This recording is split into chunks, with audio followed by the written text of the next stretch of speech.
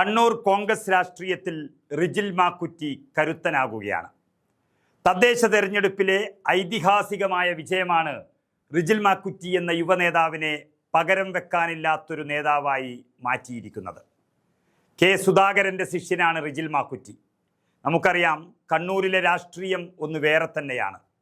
രാഷ്ട്രീയത്തിലെ ചോരത്തിളപ്പുകൾ അവിടെ കടാരത്തലപ്പുകളെ കൊണ്ടും ചീളുകൾ നിറച്ച ബോംബ് കൊണ്ടും തീർത്തു കൊടുക്കുന്ന രാഷ്ട്രീയത്തിൽ സാധാരണ ഒരാൾക്ക് അവിടെ നേതാവായി മാറാൻ അത്ര എളുപ്പമല്ല. CPM-കാരൻ്റെ കുടൽമാലയും കൊണ്ടുവന്നാൽ ഞാൻ നിങ്ങൾക്ക് പൂമാലയിട്ട് തരാം എന്ന് പറഞ്ഞ N രാമകൃഷ്ണൻ എന്ന പഴയ കോൺഗ്രസിൻ്റെ NR, ആ NR സ്കൂൾ ഓഫ് പൊളിറ്റിക്സിൽ ബിരുദവും ബിരുദാനന്തര ബിരുദവും കഴിഞ്ഞ് NR-നേക്കാളും ഒരുപക്ഷെ ഒരു പടി മുന്നിൽ നിന്ന് കേരളത്തിലെ കോൺഗ്രസിനെ തന്നെ നയിച്ച ധീരനാണ് കെ സുധാകരൻ MP. ഇവരൊക്കെ രാഷ്ട്രീയം നടത്തിയത് മാത്രമല്ല, ജീവിച്ചത് തന്നെ ബോംബുകൾക്കും കടാരകൾക്കും ഇടയിലൂടെയായിരുന്നു. CPM-ൻ്റെ കോട്ടക്കൊത്തളമാണ് കണ്ണൂർ എന്നറിഞ്ഞിട്ടും ചുറ്റും നിന്നവർ ജീവനറ്റ് വീഴുമ്പോഴും പിടിച്ചു നിന്ന് പാർട്ടിക്കൊരു പോറൽ പോലും ഏൽപ്പിക്കാത്ത സുധാകരനെ പോലെയുള്ളവർക്ക് പിൻഗാമികളില്ലെങ്കിൽ കണ്ണൂർ രാഷ്ട്രീയം ക്ലാവ് പിടിച്ചു പോകും. അത് പാർട്ടിയെ തന്നെ ഇല്ലാതാക്കും. അവിടെ അങ്ങനെയുള്ള ആശങ്കകൾക്ക് പരിഹാരമായിട്ടാണ് ഇപ്പോൾ റിജിൽ മാക്കുറ്റിയുടെ കടന്നുവരവ്. KSU കാലഘട്ടം മുതൽ തന്നെ ചാനൽ ചർച്ചകളിലും പ്രസംഗങ്ങളിലുമെല്ലാം ഒരു തീപ്പൊരിയായിരുന്ന റിജിൽ മാക്കുറ്റി ഈ തദ്ദേശ തെരഞ്ഞെടുപ്പോടു കൂടിയാണ് കണ്ണൂരിൻ്റെ നായകനായി മാറുന്നത്. കോൺഗ്രസും മുസ്ലിം ലീഗും വരെ എത്തി നോക്കാൻ ഭയന്നിരുന്ന കണ്ണൂർ കോർപ്പറേഷനിലെ ആദി കടലായി എന്ന CPM കോട്ട അല്ലെങ്കിൽ ഇടതു കോട്ട പിടിച്ചെടുത്ത് അതും വൻ ഭൂരിപക്ഷത്തിൽ പിടിച്ച് UDF-ൻ്റെ അക്കൗണ്ടിൽ ചേർത്തത് കേരളം ഒന്നടങ്കം കൈകൂപ്പി നിന്നൊരു സംഭവമായിരുന്നു. ചെറിയ വിജയമായിരുന്നില്ല അത്.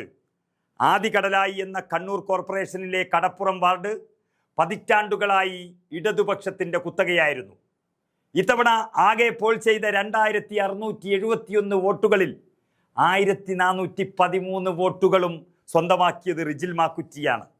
അതായത് LDF-ൻ്റെയും BJP-യുടെയും SDP-യുടെയും ഒപ്പം മാക്കുറ്റിയെ തോൽപ്പിക്കാൻ വേണ്ടി തന്നെ നിന്ന ലീഗ് വിമതൻ്റെയും മറ്റൊരു സ്വതന്ത്രൻ്റെയും അടക്കം 5 സ്ഥാനാർത്ഥികൾ എല്ലാവരും ചേർന്ന് വെറും 1258 വോട്ടുകൾ നേടുമ്പോൾ റിജിൽ മാക്കുറ്റി എന്ന UDF സ്ഥാനാർത്ഥി ഒറ്റയ്ക്ക് നേടിയത് 1413 വോട്ടുകളായിരുന്നു. കഴിഞ്ഞ തവണ LDF-ൻ്റെ അനിത KV 1394 വോട്ടുകൾ നേടി വിജയിച്ച മണ്ഡലമാണ് അല്ലെങ്കിൽ വാർഡാണ് ഇത്തവണ 693 വോട്ടിലേക്ക് ഇടതുമുന്നണി കൂപ്പുകുത്തിയത് റിജിൽ മാക്കുറ്റിയുടെ വരവോടുകൂടി. ഇടതുകോട്ട തകർത്ത റിജിൽ മാക്കുറ്റി അവിടെ തരിപ്പണമാക്കി വിട്ടിരിക്കുകയാണ്. റിജിൽ മാക്കുറ്റിയെ തോൽപ്പിക്കാൻ ദേശീയ മുസ്ലിം അബ്ദുള്ളക്കുട്ടിയുടെ നേതൃത്വത്തിലുള്ള BJP-യും സുഡാപ്പികളും ഒപ്പം ചേരുകയായിരുന്നു. സംഘപരിവാറിനെതിരായി നിരന്തരം പോരാട്ടം നടത്തുന്ന റിജിലിൻ്റെ വിജയം ആദി കടലായിലെ മതേതരത്വത്തിൻ്റെ വിജയമാണ്. റിജിൽ തുടക്കം മുതൽ തന്നെ RSS-നെതിരെ സമരം നയിക്കുന്നതിൽ മുന്നിൽ തന്നെ നിന്ന ഒരു നേതാവായിരുന്നു. എന്നാൽ നടത്തിയ ആ പോരാട്ടം ശരിയാണെന്ന് ഈ തെരഞ്ഞെടുപ്പ് ഫലം തെളിയിച്ചിരിക്കുകയാണ്. അതായത് ഈ വാർഡിൽ കഴിഞ്ഞ കോർപ്പറേഷൻ തെരഞ്ഞെടുപ്പിൽ 199, അതായത് 200 വോട്ട് നേടിയ BJP ഇത്തവണ വെറും 143 വോട്ടുകളിലേക്ക് കൂപ്പുകുത്തിയിരിക്കുന്നു. അപ്പോൾ ബാക്കിയുള്ള BJP വോട്ടുകൾ വരെ മാക്കുറ്റിക്ക് നൽകി എന്ന് പറഞ്ഞാലും അത്ഭുതപ്പെടാനില്ല. മൊത്തത്തിൽ കണ്ണൂർ കോർപ്പറേഷനിൽ ഈ തെരഞ്ഞെടുപ്പിൽ BJP വോട്ട് വർദ്ധിപ്പിച്ചപ്പോഴും CPM-ഉം BJP-യും ചേർന്ന CJP മുന്നണിയുടെ ഭാഗമായി 4 സീറ്റുകളിൽ വരെ BJP കണ്ണൂർ കോർപ്പറേഷനിൽ ജയിച്ചപ്പോഴും ആദി കടലായിയിൽ എല്ലാ വർഗീയ പ്രചരണങ്ങളും നടത്തിയപ്പോൾ റിജിൽ മാക്കുറ്റി കുതിച്ചുകൊണ്ടേയിരുന്നു. ഒരു വർഗീയ കക്ഷികൾക്കും തൊടാനായില്ല റിജിലിനെ. എതിരാളികളെല്ലാം ഒന്നിച്ചു നിന്ന് കൊത്തി വലിച്ചപ്പോഴും റിജിൽ മാക്കുറ്റി ജനങ്ങളിൽ മാത്രം വിശ്വാസമർപ്പിച്ചു.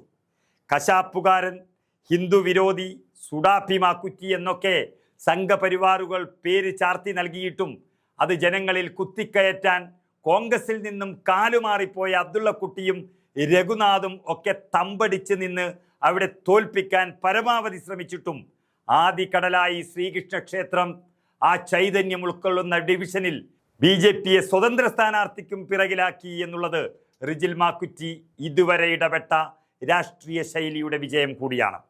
CPM എന്ന പാർട്ടി ഒരു ഭാഗത്ത് ശ്രമിക്കുമ്പോൾ അതിനേക്കാളും മുകളിൽ നിന്ന് വേട്ടയാടിയ സംഘപരിവാർക്കാർക്കും കിട്ടിയ കനത്ത തിരിച്ചടിയാണിത്. കേരളത്തിൻ്റെ ചരിത്രത്തിൽ തന്നെ കാണാത്ത രീതിയിൽ ഒരു ഹിന്ദുമത വിശ്വാസിയായ ഒരു നേതാവിനെ ഹൈന്ദവ സമൂഹത്തിൽ നിന്നും അകറ്റാൻ നോക്കിയ കള്ളപ്രചരണ വേലകളെല്ലാം അതിജീവിച്ചതും റിജിൽ മാക്കുറ്റിക്ക് സീറ്റ് കൊടുത്താൽ ഹൈന്ദവ വോട്ട് BJP നേടുമെന്ന കള്ളപ്രചരണം നടത്തിയ സ്വന്തക്കാരും എല്ലാം കൂടി ആഞ്ഞു പിടിച്ചിട്ടും തോൽപ്പിക്കാൻ കഴിയില്ല എന്നുള്ളത് ആദികടലായി എന്ന മതേതര ഗ്രാമം നൽകിയ നല്ല മറുപടി തന്നെയാണ്. അവർ കണ്ടെത്തിയത് നല്ലൊരു പോരാളിയെ തന്നെയാണ്. ഏതായാലും കണ്ണൂരിലെ കോൺഗ്രസിന് എപ്പോഴും ഒരു പടനായകൻ വേണം. അത് സ്വയം തീരുമാനിക്കലല്ല, ജനങ്ങൾ അറിഞ്ഞു നൽകുന്ന പടനായക പട്ടമാണത്. അതാണ് ജനങ്ങൾ, മതേതര ജനാധിപത്യ വിശ്വാസികൾ സുധാകരൻ്റെ ശിഷ്യന് അറിഞ്ഞു നൽകിയിരിക്കുന്നത്.